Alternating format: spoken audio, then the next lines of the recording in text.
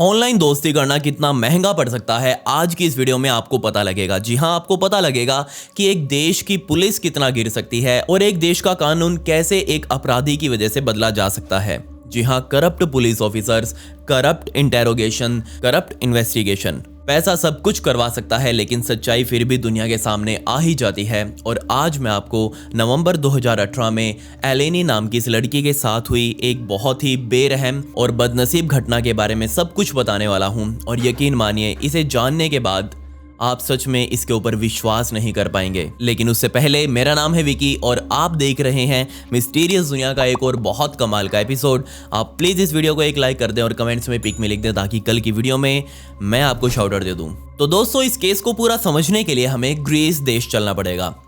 अब मैंने आपके सामने ग्रीस का नाम लिया तो आपके दिमाग में सबसे पहले क्या आया? नहीं, जो आप सोच रहे हो ग्रीस वाला डब्बा नहीं, मैं ग्रीस देश की यहाँ बात कर रहा हूँ। जी हाँ, एक ऐसा देश जो टूरिस्ट के बीच में बहुत ज्यादा पॉपुलर है। इस देश की बीचेस सच में दुनिया की सबसे खूबसूरत बीचेस में से एक है। पहाड़ यहाँ के बहुत शानदार हैं और सफेद सफेद रंग के घर यहाँ पर आपको बहुत सारे देखने को मिल जाएंगे। लेकिन इसी सफेद रंग के पीछे यहाँ एक काला सच भी छिपा हुआ है, और वो सच है यहाँ का कानून। यकीन मानिए, यहाँ के जो पुलिस ऑफिसर्स हैं वो सच में बहुत ज्यादा करप्ट हो चुके हैं। वैसे आपको यहाँ ये पता होना चाहिए कि ग्रीस के चारों ओर कुल टोटल 226 आइलैंड्स फैले हुए हैं, और इतने सारे आइलैंड्स के बीच में यहाँ का सबसे बड़ा आइलैंड है आइलैंड ऑफ रॉड्स।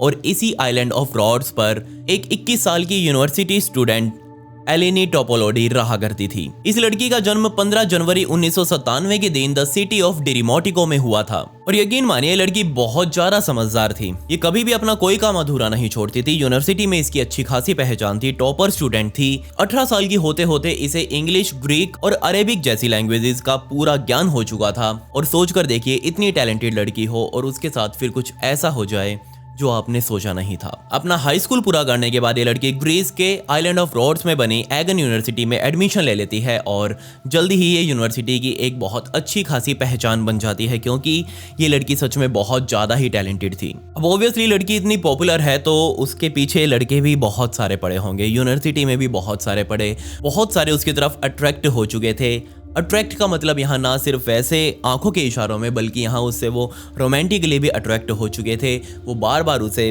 प्रपोजल वगैरह देते रहते थे, लेकिन एलेनी को इससे कोई फर्क नहीं पड़ा। एलेनी सभी को लाइन से मना करती गई। और तब टाइम आया नवंबर 2018 का, जब एलेनी टोपोलोडी अपने फ्लैट पर अपने रूम पर बैठकर फेसबुक वगैरह चला रही थी, और तभी उसे 19 साल के एक अल्बेनियन लड़के अलेक्जेंडर लूका का मैसेज आया। ये लड़का भी यहीं आइलैंड ऑफ रॉड्स पर रह रहा था, और इसने एलेनी को कई बार फेस टू फेस देखा था, तो इसने इससे ऑनलाइन बात करने की कोशिश करी। ये अलेक्जेंडर लूका कोई कम नहीं था। पहले मैसेज से ही इसने एलेनी को अपनी बातों में फंसाना शुरू कर दिया। जी हाँ, मीठी मीठी बातें करना, मीठे मीठे प्रोमिसेस करना। और फिर आपको पता ही है कि लड़कियां काफ़ी इमोशनल होती हैं, और यहाँ एलेनी अलेक्जेंडर लूका की बातों में आ गई और वो उसे बात करने लगी, अच्छे से बात करने लगी।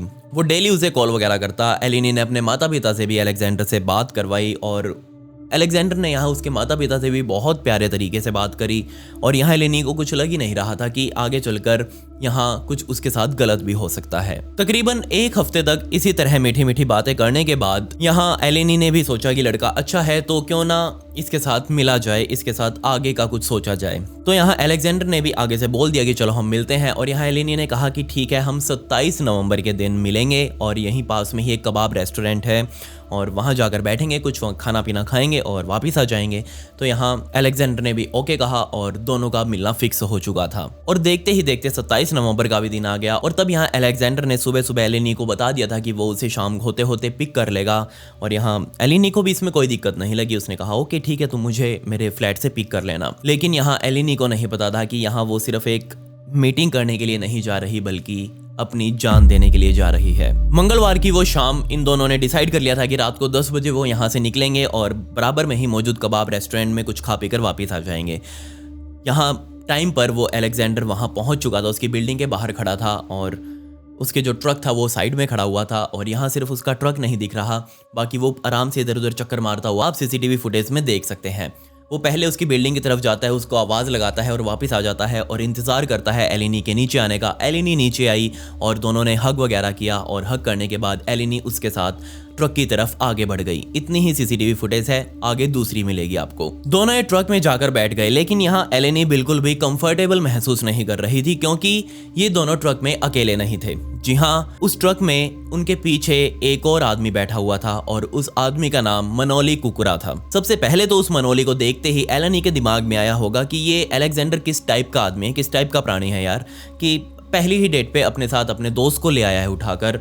और चलिए कोई बात नहीं, यहाँ एलेनी ने फिर भी अपने जो हालात थे वहाँ उस टाइम के और एक्सेप्ट कर लिए। उसने कहा कि चलो कोई नहीं, कबाब रेस्टोरेंट ही तो जाना है और तीनों खा पी कर आ जाएंगे वापस, आगे फिर देखेंगे दोबारा मिलते हो तो यहाँ वो आगे बढ़ गए। इससे पहले कि मैं आपको आगे का इंसिडेंट बताऊं, यहाँ आपको पता होना चाहिए कि जो हमारा ये बिन बुलाए मेहमान यहाँ पहुंचा है, मनोली कुकुरा, इसका इतिहास क्या है।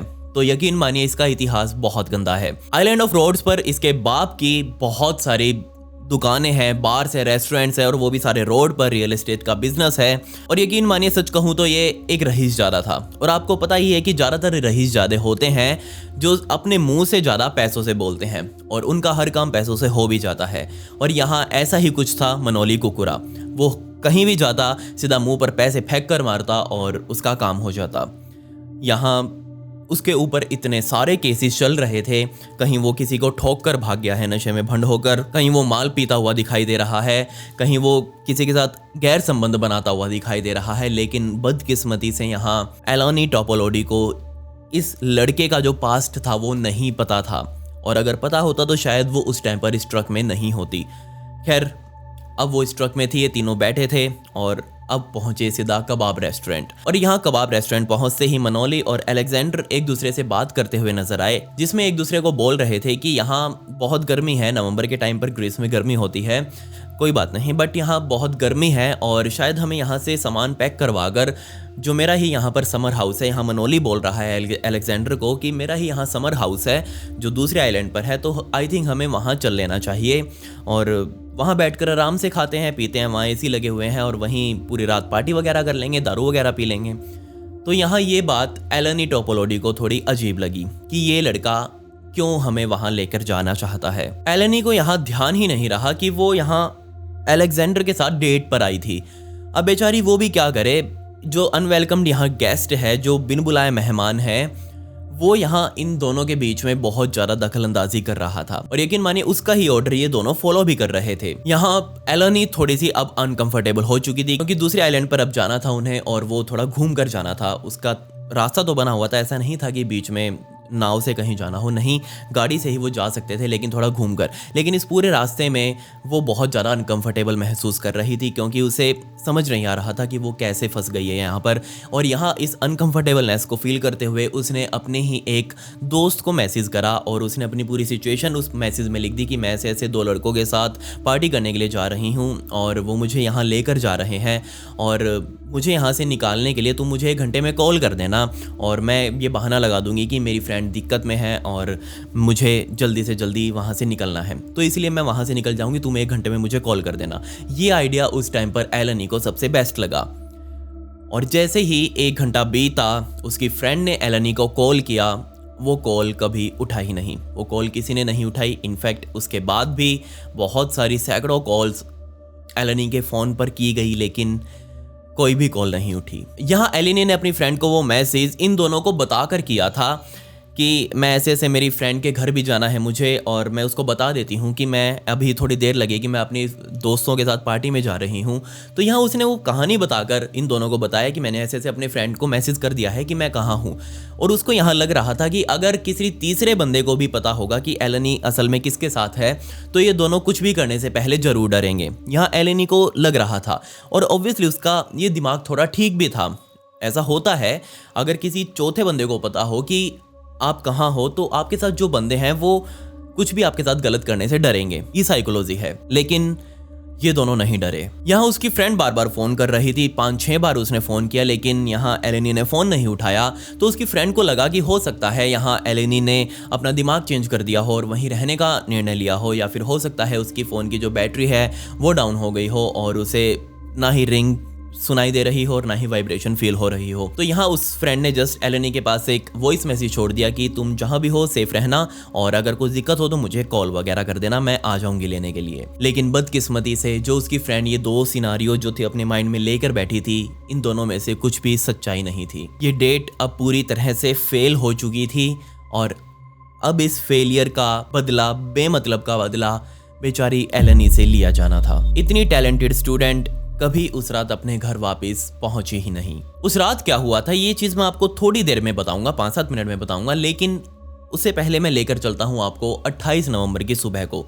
जी हाँ, सुबह सुबह हमें पता है कि मछुआरे मछलियाँ वगैरह पकड़ने के लिए अपनी नावें उठाकर वहाँ से बाहर निकलते हैं और यहाँ भी कुछ ऐसा ही था। कुछ लोकल मछुआरे अपनी नाव लेकर वहाँ घूम रहे थे, आइलैंड के चारों तरफ घूम रहे थे और तभी उन्हें एक क्लिफ की साइड में एक चीज़ पड़ी हुई दिखाई देती है और उन्हें लगता है कि ये चीज़ दूर से कहीं से बहकर आई है और देखते हैं जाकर ये चीज़ असल में है क्या।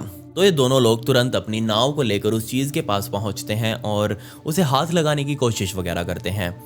लेकिन जैसे ही वो हाथ लगाकर उसे पलटते हैं तो उनका बुरा सपना सच हो जाता है। जी हाँ, ये चीज़ कोई और नहीं बल्कि एक नौजवान लड़की की लाश थी जो कि बहुत ही गंदे हालातों में वहाँ पड़ी हुई थी।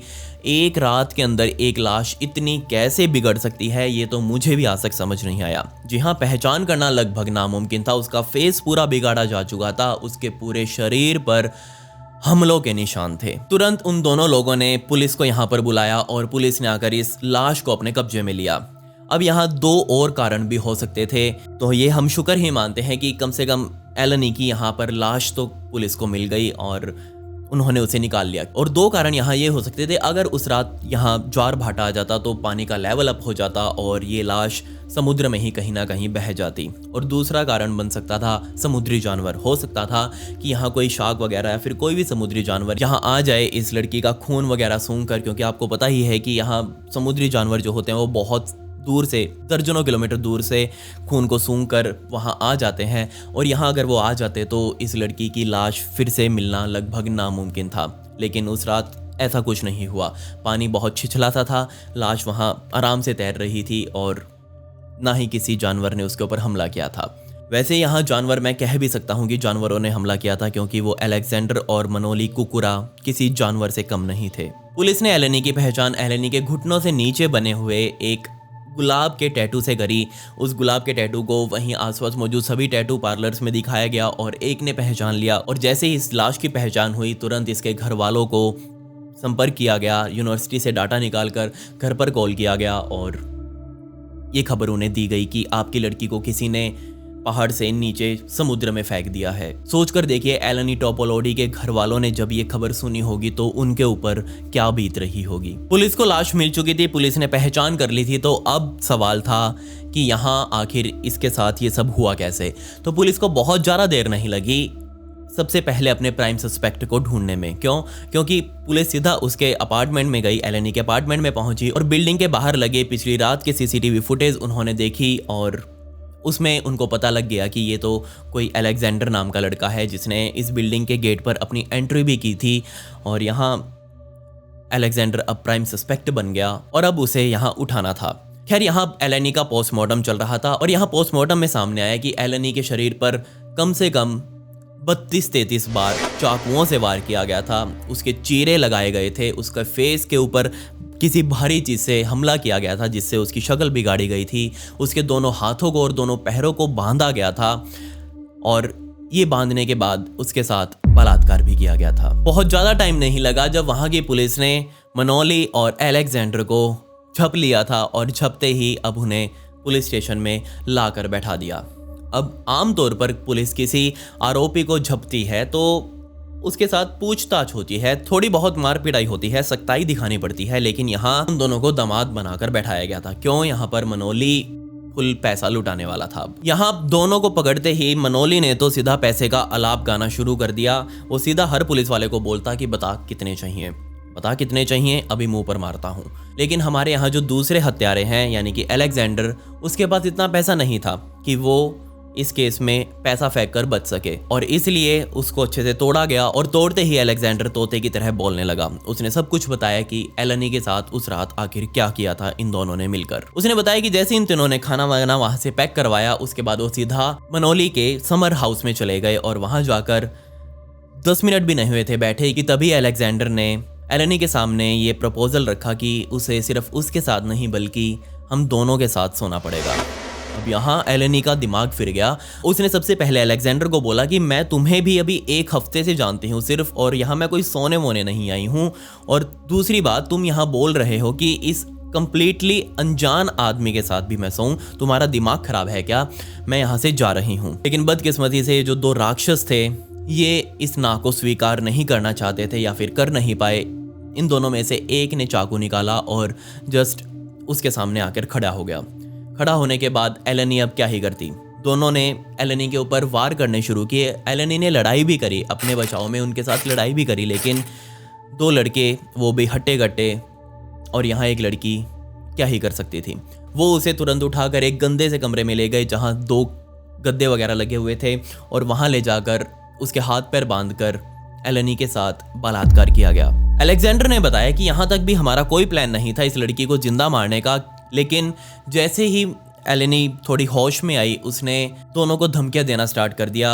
उसने वो कहने लगी कि सुबह होते ही वो यहाँ से जाएगी और सीधा पुलिस स्टेशन में दोनों के खिलाफ रिपोर्ट लिखवाएगी। यहाँ अलेक्जेंडर तो फिर भी साइड में खड़ा था, लेकिन यहाँ मनोली, उसका दिमाग ये सुनते ही फिर गया। वो सोचने लगा कि उसकी परिवार की यहाँ बहुत ज़्यादा इज्जत है, और अगर इस लड़की ने उसके ऊपर कोई भी इल्ज़ाम लगाया तो यहाँ दिक्कत हो सकती है। और इसी वजह से गुस्सा होकर अलेक्जेंडर और मनोली ने भारी भरकम रॉड से बेचारी एलेनी के सिर के ऊपर वार करने शुरू कर दिए। उनके दिमाग में बैठ चुका था कि कैसे भी इस लड़की को अब चुप करवाना है, और चुप करवाने के लिए इसे हमेशा के लिए चुप करवाना पड़ेगा। सबसे पहले इन दोनों ने एलेनी को गला घोटकर मारने की कोशिश करी, लेकिन यहाँ एलेनी इन दोनों से लगातार लड़ रही थी। जिसके बाद साइड में ही पड़ी हुई एक आयरन यानी कि प्रेस जो मशीन होती है जो इससे कपड़े प्रेस करते हैं, वो उठाई और बहुत गंदे तरीके से बार बार एलेनी के सिर के ऊपर उसे वार किए गए। और इतना ही नहीं, उसके बाद मनोली ऊपर गया, उसने चाकू निकाला और चाकू सीधा लाकर एलेनी के दिल में घोंप दिया। और एक बार नहीं, दर्जनों बार वो चाकू उसके शरीर में घोंपा गया था।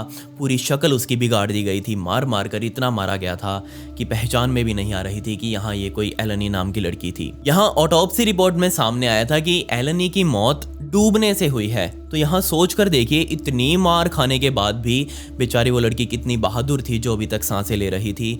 इतने चाकुओं के वार उसके ऊपर हो चुके थे, और अब फाइनली उसको वापस उठाकर उस ट्रक में ही वापस डाला गया जिस ट्रक में वो यहाँ तक आई थी।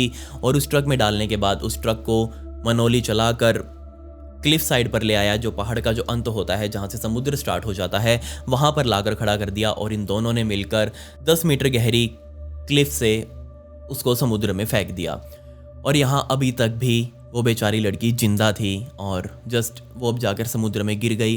वो उसको दर्द इतना महसूस हो रहा था, बेहोशी की हालत में वो थी, चल वो नहीं सकती थी, हाथ पैर उसके खत्म हो चुके थे। जिसके बाद 4 या 5 मिनटों में ही उसकी डूबने से मौत हो गई। यहाँ इन दोनों को ये लग रहा था कि वो इस लाश को समुद्र में फेंक रहे हैं, और समुद्र किसी को नहीं बख्शता, और पूरी रात में जरूर इस बॉडी को वो अपने साथ अंदर ले जाएगा और किसी को इस इंसिडेंट के बारे में पता ही नहीं चलेगा। सिंपल। लेकिन इतना सिंपल उस दिन नहीं था समुद्र, क्योंकि समुद्र उस दिन शांत था। जी हाँ, ना ही उस दिन टाइड आया, ना ही उस दिन कोई तेज हवाएं चली। जो शांत समुद्र था, लाश उसके अंदर शांति से पड़ी रही, और सुबह 2 मछुआरों ने उसे देख लिया। अब यहाँ ये दोनों लोग कितने बेवकूफ़ हो सकते हैं, इसका अंदाज़ा भी मैं आपको थोड़ा सा लगवा देता हूँ। जी हाँ, इन दोनों को बिल्कुल पता ही नहीं था कि किसी क्राइम सीन को कैसे कवर अप किया जाता है। जी हाँ, ये दोनों उस लड़की को फेंक कर वापस अपने ही प्रॉपर्टी में यानी कि समर हाउस में वापस आ गए। सबसे पहली गलती। देखिए, आप इस चीज़ को नेगेटिव वे में मत लेना, मैं थोड़ा सा बस आपको समझाने की कोशिश कर रहा हूँ कि यहाँ ये दोनों बेवकूफ़ कितने थे। तो यहाँ जैसे ही वो समर हाउस में वापस आए, इन दोनों ने उस प्रॉपर्टी को साफ़ ही नहीं किया, क्योंकि ऊपर नीचे हर जगह वहाँ खून खून बिखरा हुआ था। साफ़ ही नहीं किया। जस्ट यहाँ से वो उस लड़की का सामान वापस उठाने के लिए आए। उसका पर्स वगैरह था, कुछ कपड़े वगैरह थे एलेनी के, जो उन्होंने फाड़ कर अपने पास रखे हुए थे। तो ये जस्ट उस पर्स को और एलेनी के कपड़ों को यहाँ से उठाने आए थे उस ट्रक में ही। तो इस कपड़े को उठाकर, पर्स को उठाकर वापस ट्रक में बैठे और वापस उसी जगह पर गए और समुद्र में जाकर फेंक दिया। इनको लग रहा था कि ये चीज़ें समुद्र में चली गई, लेकिन इन नल्लों ने ये नहीं सोचा कि हवा उस दिन उल्टी साइड में चल रही है, क्लिफ की तरफ हवा आ रही है। तो जैसे इन्होंने ये चीज़ फेंकी, वो वापस नीचे जाकर पहाड़ में ही अटक गई, पहाड़ पर लगे हुए पेड़ों में ही फंस गई। वो गिरी ही नहीं और अगले दिन वो पुलिस को मिल गई, जिससे एलेनी की पहचान करना और ज़्यादा इजी हो चुका था। ये हाल देखकर हम ये तो अंदाज़ा लगा सकते हैं कि यहाँ एलेनी से मिलने से पहले उसको मारने का इन दोनों का कोई प्लान नहीं था, क्योंकि अगर प्लान होता तो तैयारी भी होती। लेकिन यहाँ तैयारी छोड़िए, सिर्फ मूर्खता ही भरी हुई थी। और ऐसी ही अब कुछ मूर्खता वहाँ की पुलिस भी दिखाने वाली थी इन दोनों के लिए। जी हाँ, ना सिर्फ वहाँ की पुलिस बल्कि वहाँ की तो लोकल मीडिया तक मनोली के हाथों बिक चुकी थी। जैसे ही ये न्यूज़ पब्लिक हुई और मीडिया इसको सुनाने लगी, तो वो सिर्फ और सिर्फ यहाँ अलेक्जेंडर को ही इसका दोषी बता रहे थे। और वो सीधे तौर पर खुले मुंह से बोल रहे थे कि मनोली को तो यहाँ इस क्राइम में धक्के से इन्वॉल्व किया जा रहा है, वो तो ऐसा कुछ नहीं कर सकता। सोच कर देखिए कितना मोटा पैसा खिलाया गया होगा उन न्यूज़ चैनल वालों को और यहाँ पुलिस वालों को। पुलिस डेली कॉन्फ्रेंस करती है न्यूज़ के सामने कि यहाँ मनोली ने नहीं, ये सब कुछ अलेक्जेंडर ने किया है। सोच कर देखिए वो क्या कर रहे थे। लेकिन वो मूर्ख, वहाँ की पुलिस मूर्ख और यहाँ की न्यूज़ मीडिया मूर्ख ये भूल गई कि अगर अलेक्जेंडर ने पब्लिकली आकर बयान दे दिया कि यहाँ मैं इसमें अकेला नहीं था, मनोली भी था, तो उनकी रेपुटेशन कहाँ जाएगी। मैंने आपको पहले ही बताया था कि यहाँ मनोली कोई दूध का धुला नहीं था। पहले भी उसके ऊपर काफ़ी सारे केसेस चल रहे थे, लेकिन हर काम पैसे से वो करवाता रहा था। और यहाँ भी अब की बार उसको लग रहा था कि पैसे चल जाएंगे। पुलिस ने उसे गिरफ्तार किया, लाकर बैठाया अपने पास, लेकिन आते ही उसने पैसा पैसा पैसा पैसा करना शुरू कर दिया। और पैसा पैसा पैसा पैसा सुनते ही पुलिस वालों ने भी अपना जमीर बेच दिया। वो पैसा हड़प कर उससे सिर्फ उसके ऊपर लीपापोती करने लगे कि हाँ, ये लड़का शामिल तो जरूर था, लेकिन इसने किया कुछ नहीं है। और यहाँ जो लगता था वही हुआ भी। मनोली का परिवार पूरा खुलकर सामने आया और उन्होंने कहा कि हमारा बेटा ऐसा कुछ नहीं कर सकता, क्योंकि पैसा पुलिस और मीडिया तक पहुंच चुका था। और यहाँ न्यूज़ वालों ने लोगों के सामने इमेज बना दी कि ऐसा कुछ नहीं हुआ। पर यहाँ अलेक्जेंडर अब मनोली से लड़ चुका था। वो भी चाहता था कि अगर उसे सज़ा मिल रही है तो मनोली को भी मिले, क्योंकि ये कांड तो असल में उसी की वजह से शुरू हुआ था। तो यहाँ जैसे ही कोर्ट में उन दोनों को लेकर आया जाता, तो वो दोनों एक दूसरे के ऊपर ब्लेम करने लग जाते कि इसने एलेनी को मारा है, इसने एलेनी को मारा है। पर दोनों ये नहीं कह रहे थे कि हम दोनों ने मिलकर एलेनी को मारा है। ग्रीस में भी वही सब चल रहा था कि बाहर से आए हुए लोगों को वहाँ अच्छे से ट्रीट नहीं किया जाता। और यही सामने आया कि मनोली का पैसा एक तो पहुँच चुका था, और यहाँ कोर्ट ने भी ये सबके सामने बताया कि अलेक्जेंडर, जो कि एक अल्बेनियन लड़का है, वो यहाँ आकर रह रहा है, उसने ये सब कुछ जरूर किया होगा एलेनी के साथ। और यहाँ वो धक्के से मनोली को, एक वेल रेप्यूटेड परिवार के लड़के को फंसा रहा है। और इसके बाद तो जो वहाँ की मीडिया ने किया, सच में यकीन मानिए बहुत बहुत ज़्यादा बदकिस्मत था। जी हाँ, जब मैंने इसके ऊपर रिसर्च किया तो मुझे लगा कि ये केस लगभग यहाँ ख़त्म हो चुका होगा और अब यहाँ इन दोनों को सज़ा मिलने वाली होगी। लेकिन नहीं, वहाँ की मीडिया इतनी ज़्यादा करप्ट हो चुकी थी कि उन्होंने पब्लिकली आकर ये बोल दिया कि यहाँ एलेनी ही थी जिसने इन दोनों को संबंध बनाने के लिए उकसाया होगा और अपना ऑफर दिया होगा। सोचकर देखिए वहाँ की मीडिया क्या बोल रही थी। जी हाँ, वहाँ की मीडिया लगातार ये बोले जा रही थी कि वो लड़की आज तक कभी किसी के साथ रिलेशनशिप में नहीं रही है, तो ऑब्वियसली वो ज़रूर इन दोनों के साथ एक साथ रहना चाहती होगी और तभी इसने ऐसा किया होगा। लेकिन इन दोनों ने मना कर दिया होगा ऐसा कुछ करने से, और फिर इन तीनों के बीच में लड़ाई हो गई और गलती से उसका मर्डर हो गया। सोच कर देखिए पूरा केस ही यहाँ पलट दिया गया था। लेकिन जब मैंने एलेनी का थोड़ा और इतिहास खंगाला तो यकीन मानिए मेरा रोना छूट गया। क्योंकि वो 2 साल पहले, यानी कि इस कांड से तकरीबन 2 साल पहले एक रेप विक्टिम रह चुकी है। जी हाँ, उसके साथ ग्रीस में ही 2 लड़कों ने रेप किया था और उसकी वीडियो वगैरह बना ली गई थी, और जिसके बाद उसको ब्लैकमेल किया गया था। और जब वो पुलिस के पास गई तो पुलिस ने यहाँ एलेनी को ही कह दिया कि तुम जस्ट सेफ रहो, खुद को बचा कर रखो, अगर हमसे कुछ होगा तो हम ज़रूर करेंगे। लेकिन कुछ यहाँ नहीं किया गया। और फिर भी वहाँ की मीडिया ने एक ऐसी लड़की जो पहले से ही परेशान थी, उसके कैरेक्टर के ऊपर कुछ इस तरह से सवाल उठाए। मनोली के परिवार ने अपना हर कार्ड चला, जी हाँ, अपनी हर चाल चली उन्होंने। वो चाहते थे कि किसी भी तरह से मनोली इस केस से बाहर निकल आए और इस काम को करने के लिए ना सिर्फ उन्होंने कोर्ट को बल्कि मीडिया को और पुलिस को पैसा खिलाया और यहाँ तक कि पब्लिक भी उन्होंने खरीद ली थी। पब्लिक को किराए के ऊपर उठाकर वो कोर्ट के बाहर धरना प्रदर्शन लगा लेते कि मनोली को इस केस में कम से कम सजा दी जाए। उसने ऐसा कुछ नहीं किया। उन्होंने एक डॉक्टर तक को खरीद लिया था, जो डॉक्टर ये लिख कर देने को तैयार था कि मनोली डिप्रेशन का शिकार है और उसके साथ थोड़ा सही बिहेव किया जाए। ये दोनों अंदर जेल में कितने मजे से रह रहे थे, इसका अंदाजा आपको एक फोटो दिखाकर मैं लगा देता हूँ, जहाँ इन दोनों को कोर्ट में पेश करने के लिए ले जाया जा रहा था। और देखिए ये दोनों कैसे इशारे करते हुए इस कोर्ट से बाहर निकलकर वापस अपने पुलिस स्टेशन में जा रहे हैं। लेकिन यहाँ पूरा जोर मारने के बाद भी इन दोनों को उम्र कैद की सजा कोर्ट ने सुनाई। सुनने में कितना अच्छा लग रहा है ना, और लिखने में भी कितना अच्छा लग रहा होगा कि उम्र कैद की सजा है। लेकिन बदकिस्मती से ग्रीस में उम्र कैद की सजा यानी कि सिर्फ 10 साल की सजा है, सिर्फ 10 साल।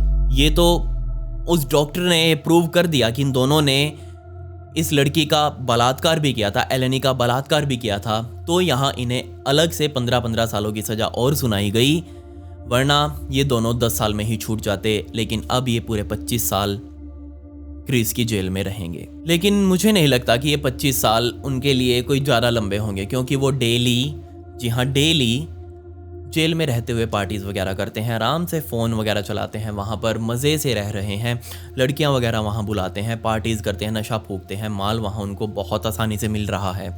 क्यों? क्योंकि बाहर से पैसा बहुत पहुँच रहा है अंदर।